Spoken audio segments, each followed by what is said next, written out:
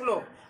मैं तुमको बताने के लिए जा रहा हूं वाक्य क्या है और रचना के दृष्टिकोण से वाक्य के कितने भेद होते हैं। तो सबसे पहले यह देखो, जो वाक्य जो है वह क्या होता है। वाक्य होता है शब्दों का वैसा समूहन या शब्दों का वैसा सम्मिश्रण जो स्पष्ट भाव जाहिर करे, वाक्य कहलाता है। इंग्लिश में कहा जाता है sentence is the combination of word which makes a complete sense is called sentence. Maithili में कहल जाय छै शब्दक एहन सम्मिश्रण जे किछ भावना जाहिर करे वाक्य कहबै छै। अब देखिए जो मैं बताने के लिए जा रहा हूं, रचना के दृष्टिकोण से वाक्य 3 प्रकार के होते हैं। रचना के दृष्टिकोण से पहला हो जाता है सरल वाक्य, दूसरा हो जाता है मिश्र वाक्य और तीसरा हो जाता है संयुक्त वाक्य। इंग्लिश में कहा जाता है simple sentence, mixed sentence and compound sentence, इस तरह से।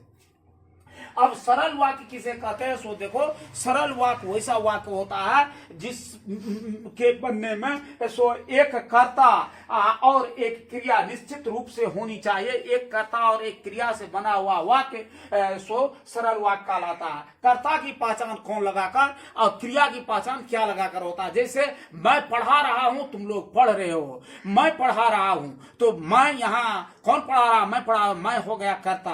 क्या कर रहा हूं, पढ़ा रहा हूं, पढ़ाना हो गया क्रिया।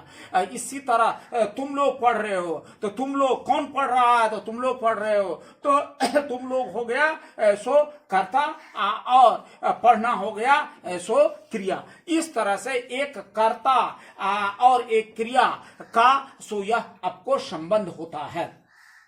दूसरा होता है उसको कहा जाता है तुमको सो संयुक्त वाक्य। अब देखिए संयुक्त वाक्य क्या होता है। संयुक्त वाक्य वैसा वाक्य होता है जिसमें 2 या अधिक उपवाक्य होते हैं।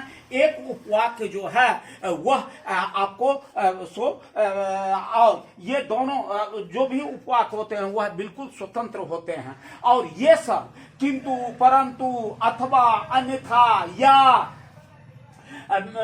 जैसे योजकों से, कंजंक्शन जो इंग्लिश योजक का हो जाता है, कंजंक्शन से जुड़ा होता है।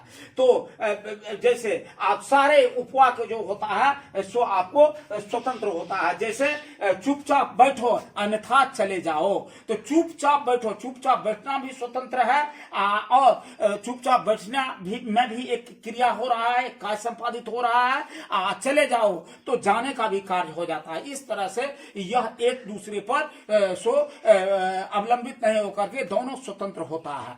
और तीसरा उपवाक्य होता है उसको कहा जाता है मिश्र उपवाक्य, मिश्र वाक्य। मिश्र वाक्य क्या होता है जिसको कि इंग्लिश में मिक्स्ड सेंटेंस कहा जाता है।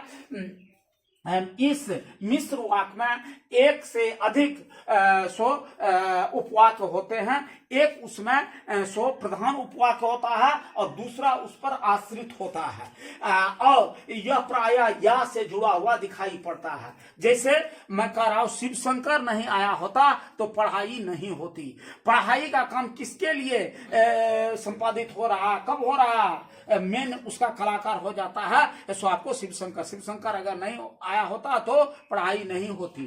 तो प्रधान वाक्य हो गया शिव शंकर का आना, प्रधान उपवाक्य और पढ़ाई होना जो होता है सो उस पर आश्रित उपवाक्य हो गया। तो इस तरह से यह होता है। या नहीं तो अगर मंगला नहीं आया होता तो शिव शंकर मूर्ति नहीं बनाता, क्योंकि वह उसका गुरु है, एक दूसरे पर सो आश्रित है। एक दूसरे पर आश्रित नहीं बल्कि मंगला का आना हो गया सो वो प्रधान उपवाक और शिव शंकर के द्वारा मूर्ति बनाया जाना हो गया आश्रित उपवाक। उसी को मैंने लिखा हूं, शब्दों का वैसा समूहन जो स्पष्ट भाव अथवा आशा जाहिर करे उपवाक्य कहलाता है। वाक्य रचना के दृष्टिकोण से सरल उपवाक, संयुक्त उपवाक, मिश्र उपवाक।